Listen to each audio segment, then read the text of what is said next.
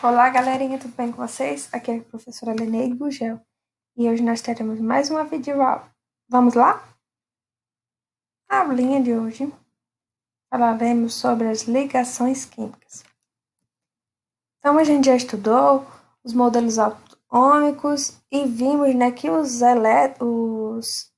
elementos químicos, eles, na maioria das vezes, estão ligados a outros átomos de mesmo elemento químico ou a outros elementos químicos diferentes. E aí, esses átomos, através das ligações químicas, tá certo? E vão formar três tipos de substâncias diferentes: as substâncias iônicas, as substâncias moleculares e as substâncias metálicas, tá certo? As substâncias, e a gente vai estudar um pouquinho agora dessas três substâncias e vamos retomar mais lá na frente. As substâncias iônicas, elas conduzem corrente elétrica no estado líquido, e a gente vai ver por quê no final do capítulo. E não fazem essa condução de elétrons, de corrente elétrica no estado sólido, certo? E tem temperatura de fusão alta, certo? Mas geralmente essas substâncias iônicas a gente chama de sais. E a gente vai entender mais na frente por que os sais eles vão conduzir elétrons na substância, no estado líquido, na verdade. E aí também estudaremos as substâncias moleculares, que não conduzem condutividade elétrica nem em estado líquido, nem em estado sólido. A gente vai ver também por quê. E tem baixas temperaturas de fusão quando comparadas às substâncias iônicas. E temos as ligações metálicas, que, diferente das substâncias metálicas, na verdade, e diferente das demais, conduzem a corrente elétrica tanto nos estados sólidos como líquidos. E tem altas temperaturas de fusão e altas tem temperaturas de fusão relativamente altas, e a gente vai ver que temos algumas exceções, que no caso é o mercúrio, que tem a temperatura de fusão a menos 37 graus. E aí, gente, retomando também a aula passada que a gente falou um pouco sobre os gases nobres e a regra do octeto, tá certo? Na verdade, foi nesses gases, esses gases daqui, que são chamados de gases nobres, que descobriu-se que os átomos eles podem estar já podem se estabilizar, tá certo?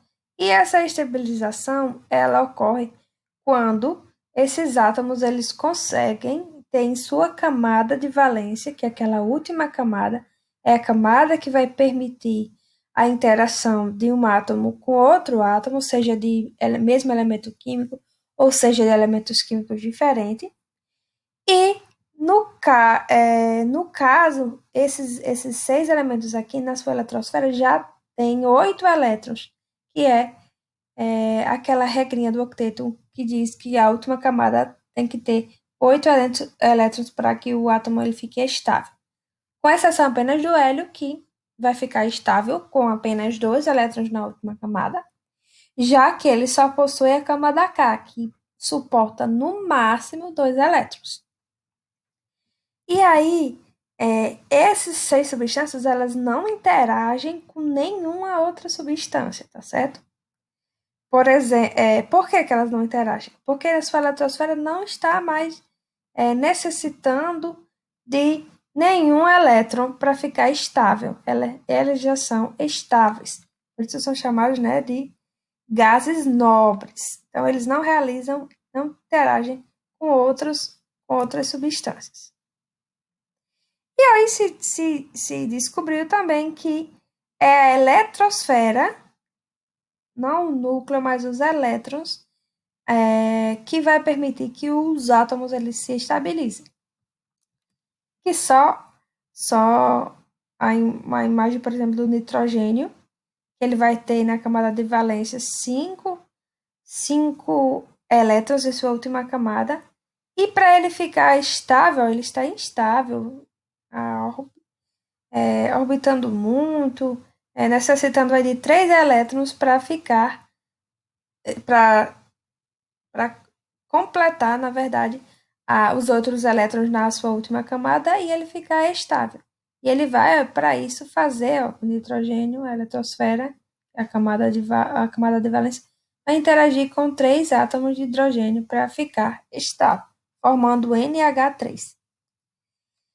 E aí, gente, a gente vai, só recapitulando também que os elétrons eles vão se distribuir em 7 camadas, de K a Q.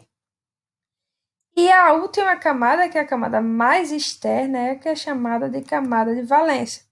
E o número de elétrons que vai ter nessa camada vai dizer quantas interações com outros elementos químicos eles precisam ter, tá certo? Para ficar estável e também que tipo de ligação química vai acontecer entre eles, certo? Por exemplo, o sódio ele vai ter um elétron na última camada, tá certo? Então ele precisaria de mais 7 elétrons. Já o cloro ele tem 7 elétrons na última camada. Então o que seria mais fácil?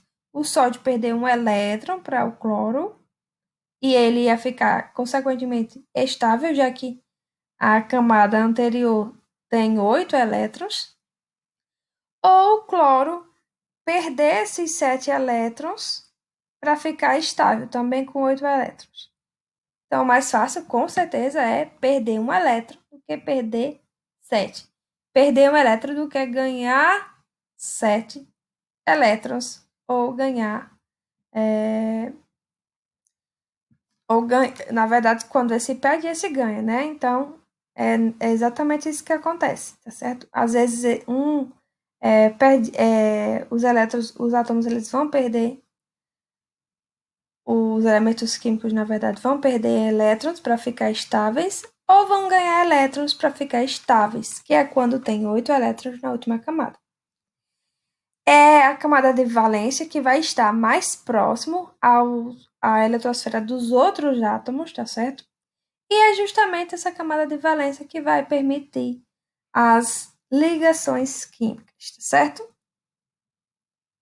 E aí, Newton Lewis, ele foi o pesquisador que, que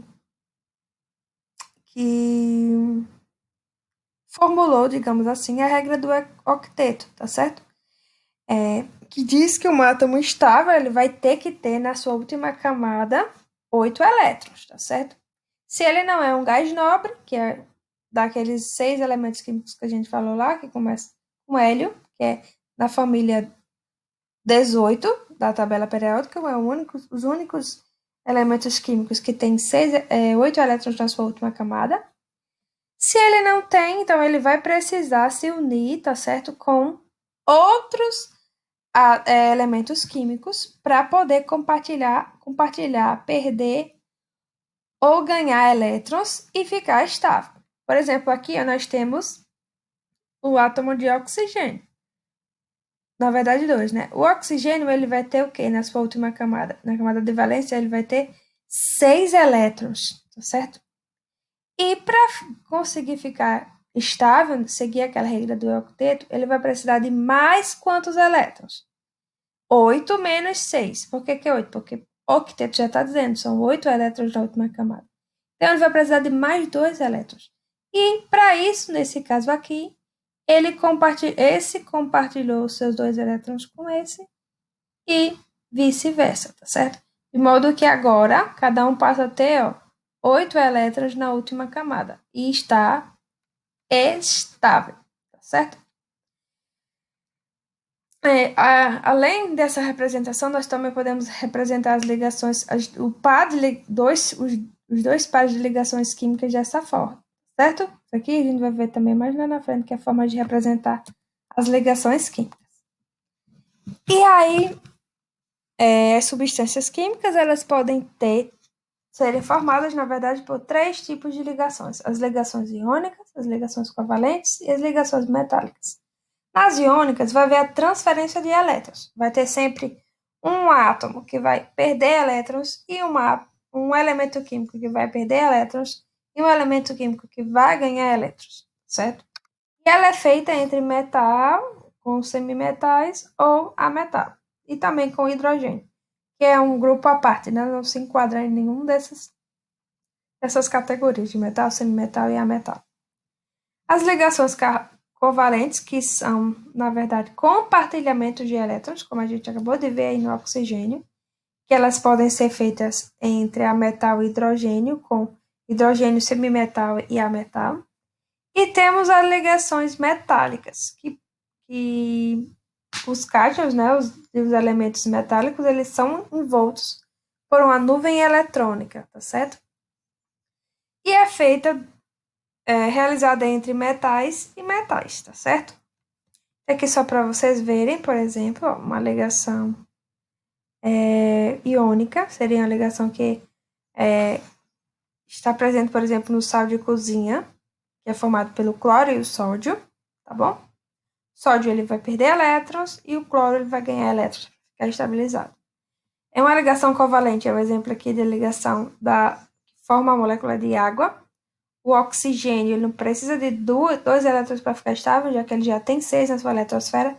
Então, ele vai compartilhar 2 elétrons, um com cada átomo de hidrogênio, tá certo? O hidrogênio ele precisa de 2 para ficar estável, já que, assim como hélio, ele tem apenas tem apenas uma única camada eletrônica, que é a camada K, e por isso só pode ter até 2 elétrons.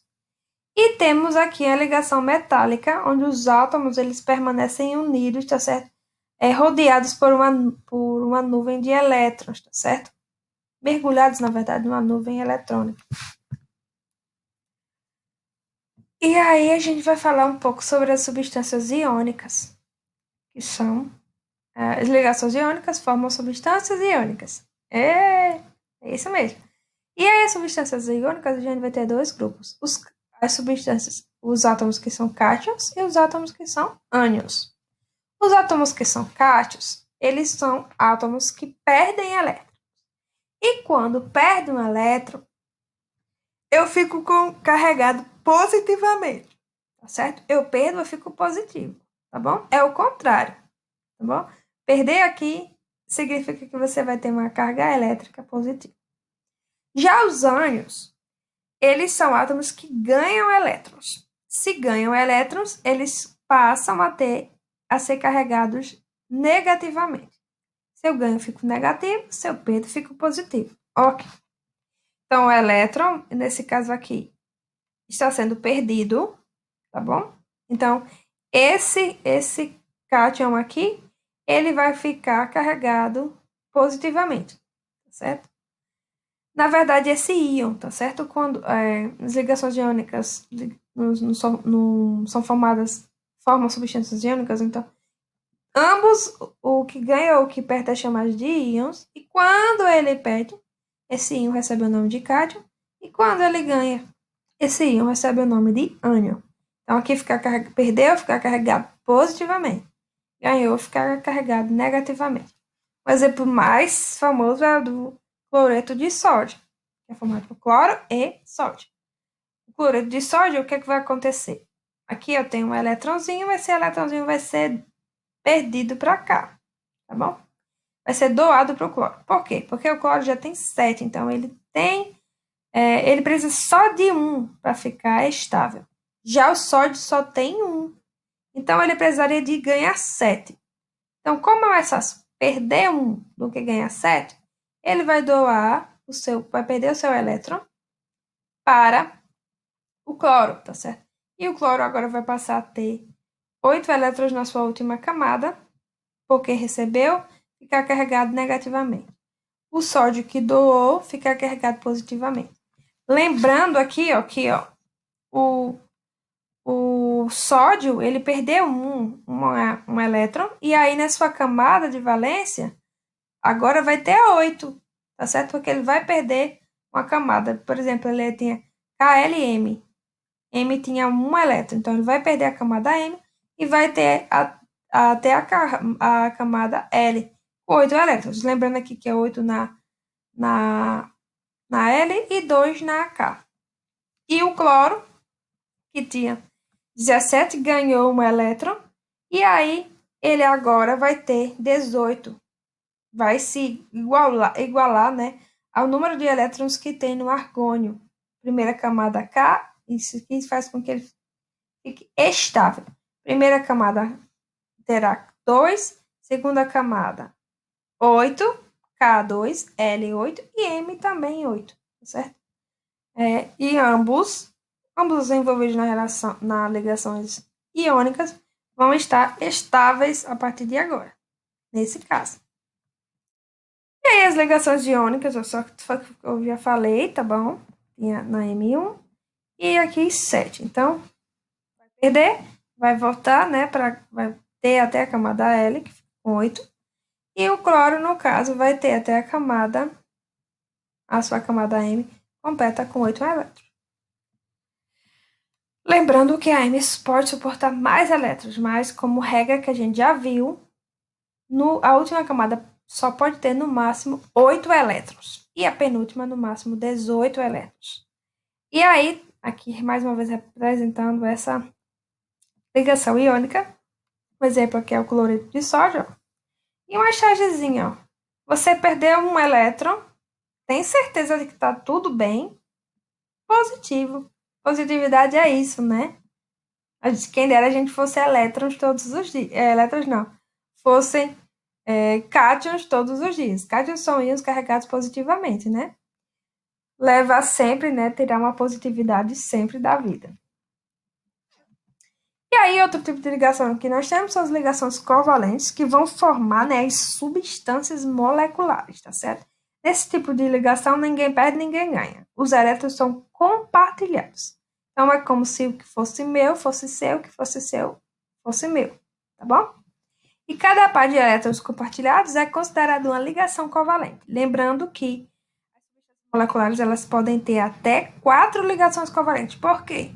Porque se eu compartilho 4 elétrons, eu vou automaticamente ter 4 pares de elétrons. E aí, eu vou ter já 8 elétrons na camada de valência, tá certo? Não pode haver mais do que 4 ligações covalentes. Essas ligações são chamadas de simples quando só ocorre uma ligação. Quando acontecem 2 ligações, são chamadas de duplas. E quando acontecem 3 ligações, triplas, tá bom? E aqui a gente tem exemplos, por exemplo, o H2, 2 átomos de hidrogênio, eles vão compartilhar cada um o seu, ou um elétron que ele tem, ou esse outro elétron que ele tem, vão compartilhar os 2 elétrons, tá certo? Ficam compartilhando esses 2 elétrons. Se doam, né? Cada um dá o que tem. Na última camada de valência, lembrando, certo? E no caso do hidrogênio, a última camada de valência também é a primeira e única camada de valência, que é a camada K. O oxigênio aqui, como a gente já sabe, ele também pode...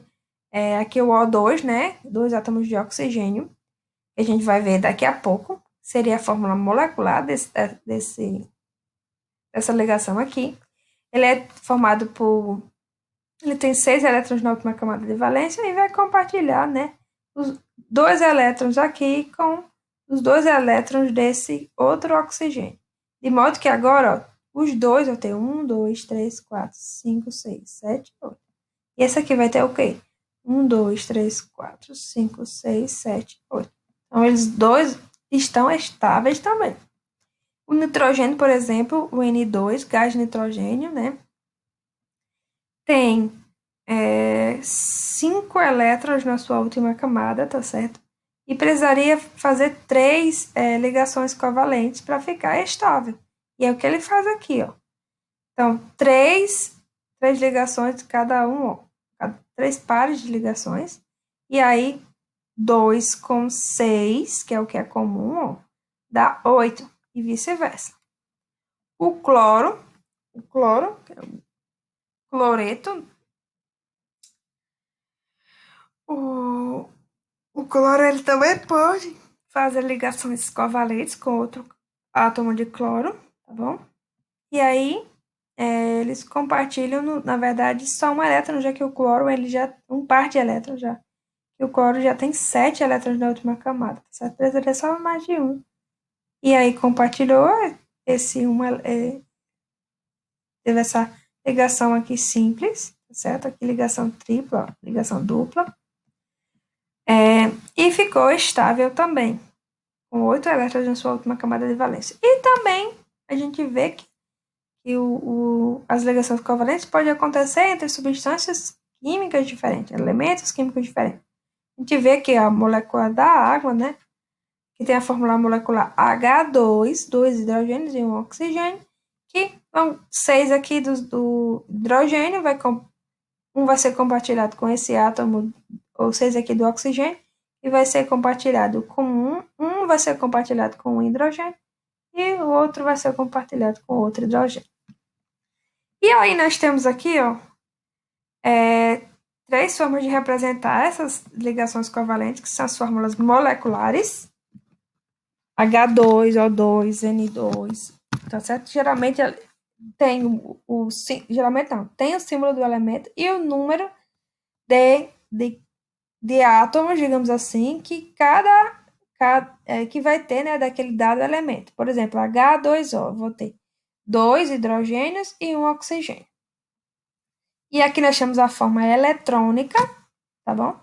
Que vai mostrar, né, o compartilhamento de elétrons bem bonitinho, tá bom? E temos a fórmula estrutural, que ele vai simbolizar apenas as ligações, tá certo? Ó, quando tem um tracinho, quer dizer que teve uma ligação. Quando eu tenho 2 tracinhos, 2 ligações. 3, 3 e por aí vai, tá certo? Só voltando aqui, gente, que eu esqueci de falar. No caso, aqui nas ligações iônicas, só vou voltando rapidamente. Por exemplo, aqui tem Na+, tá vendo? Então, isso aqui significa automaticamente que o átomo de o sódio, ele perdeu um elétron. Quando eu tenho aqui Cl-, quer dizer que o cloro, ele ganhou, na verdade, um elétron. Se eu tiver 2+, quer dizer que o sódio teria perdido 2 elétrons. Se eu tivesse aqui 2-, significaria que o cloro ganhou 2 elétrons, tá certo? Só isso que te esqueceu de dizer, perdão. E aí nós temos as ligações metálicas, que elas consistem, na verdade, em ligações que vão, que são, na verdade, feitas, não, na verdade, não é ligações, não tem ligações químicas, e sim atrações, tá certo? Então, os átomos que estão rodeados, né, por outro átomo igual, tá certo? Que são os mesmos átomos, mesmo elemento químico, tá bom? Ele vai exercer atração tanto sobre sua eletrosfera, como sobre a eletrosfera dos átomos vizinhos, tá certo? E formam, né, uma, uma estrutura que vai ter, na verdade, vai ser rodeada por uma nuvem de elétrons, tá certo? E esses elétrons, eles vão poder se movimentar nessa estrutura, sobre essa estrutura, por essa estrutura, na verdade. As ligações metálicas vão formar substâncias metálicas, e essas substâncias metálicas, elas têm várias propriedades que são utilizadas, tá certo? Formam as ligas, tá certo? As ligas são hoje utilizadas, por exemplo, na aviação, até, por exemplo, na restauração de dentes, tá certo? Na produção de joias, tá certo? Na confecção, por exemplo, de próteses para pessoas, né, que tiveram membros amputados. E elas apresentam, nessas substâncias metálicas, elas apresentam características, né, propriedades específicas, brilho, tá certo? Maleabilidade, que é a capacidade dos metais, né, de, de formar lâminas, tá certo? Para serem moldados, por exemplo, para formar joias, um exemplo. Ductibilidade, que é a capacidade também de se transformar em fios, né?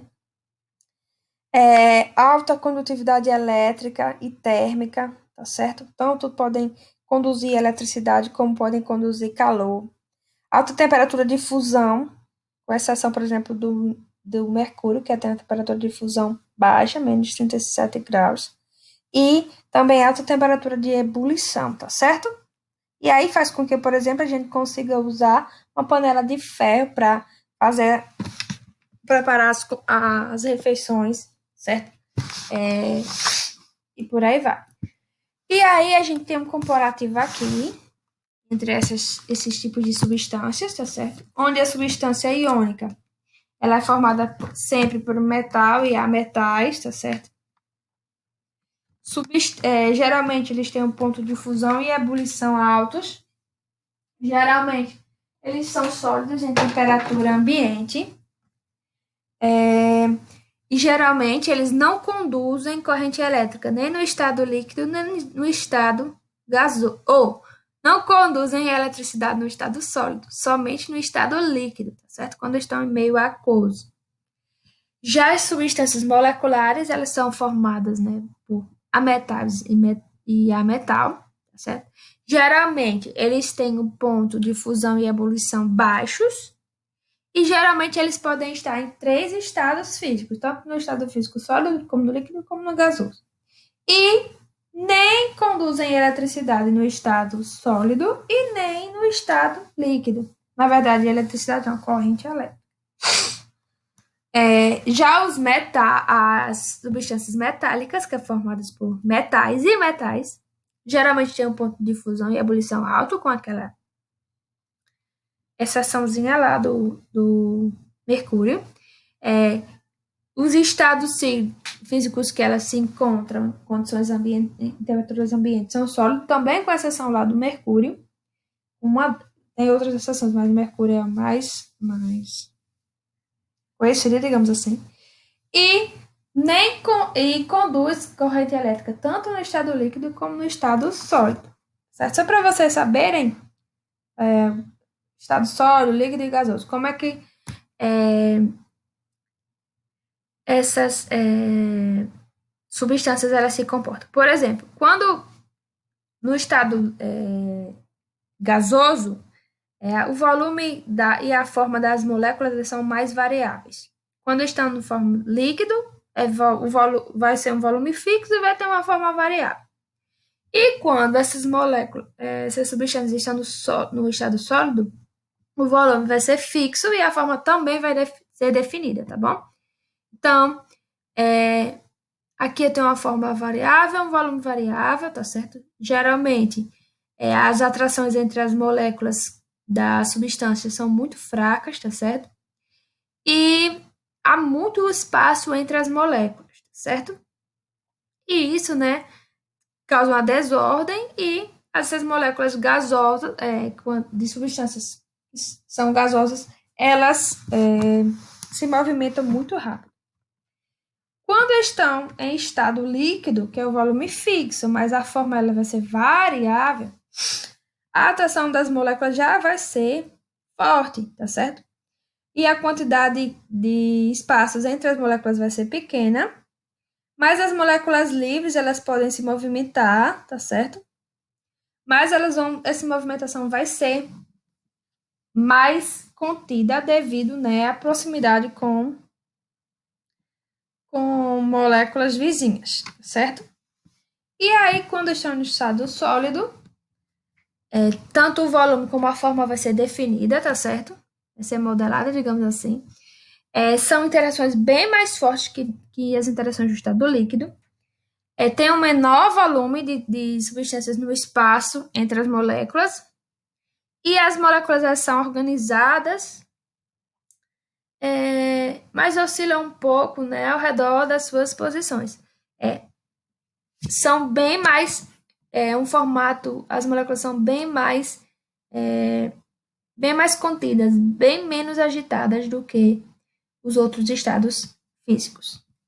E aí, para quase finalizar, explicar um pouco sobre a condutividade elétrica, sobre a corrente elétrica, que é um movimento ordenado de cargas elétricas através de uma substância ou material. Então, vamos entender por que, por exemplo, as substâncias, as ligações covalentes, elas não conduzem, né, carregam eletricidade nem no estado sólido, nem no estado líquido. Vamos lá entender por quê? Primeiro, vamos lá. Aqui nós temos uma ligação metálica, certo? Os átomos eles estão atraindo, sofrendo, os átomos eles vai sofrer, né, uma atração tanto para os seus próprios elétrons como para elétrons de átomos vizinhos. E aí eles ficam livres, tá certo? E esses elétrons livres é o que vai, digamos assim, fazer com que haja corrente elétrica nessa substância, tá certo? Tanto no estado sólido como no estado gasoso. Se tem elétrons livres, então é gerada corrente elétrica. É gerada a corrente elétrica. Já que nós temos ligações covalentes, tá certo? Essas moléculas aqui, elas estão eletricamente neutras, ou seja, ninguém ganhou, ninguém perdeu elétrons e não tem elétrons livres nas ligações. Então, por ser uma molécula eletricamente, por ser uma molécula, né, que é eletricamente neutra, então não vai ter nenhuma carga residual, nem positiva nem negativa, então ela não vai conduzir eletricidade, tá certo? Não vai conduzir. Porque para haver eletricidade tem que haver diferença de cargas positivas e negativas. Beleza. Eu tenho que ter elétrons livres. Elétrons livres. Íons livres. Podem ser tanto cátions como ânions. Aqui na ligação iônica, por que na ligação iônica, gente? Quando está em meio aquoso, nós temos corrente elétrica e quando está no meio sólido, não temos. No meio aquoso, aqui, ó, o cloreto de sódio vai estar líquido, né? Vai haver o sódio e o cloro, esses íons, eles vão estar livres, tá certo? E por isso, eles são capazes de conduzir a eletricidade. Quando eles estão aqui nessa forma de cristal, que tem um nome específico, que eu vou mencionar aqui para vocês, que na verdade, deixa eu só ver aqui bem rapidinho, que tem uma péssima memória. Não sei o que é, mas não. Pronto. Retículo cristalino. Quando eles estão aqui nesse retículo cristalino, formando sal, uma estrutura que está sólida, retículo cristalino, esses elétrons, esses íons livres, eles não conseguem se limitar, porque eles estão contidos, barrados, nessa estrutura que é o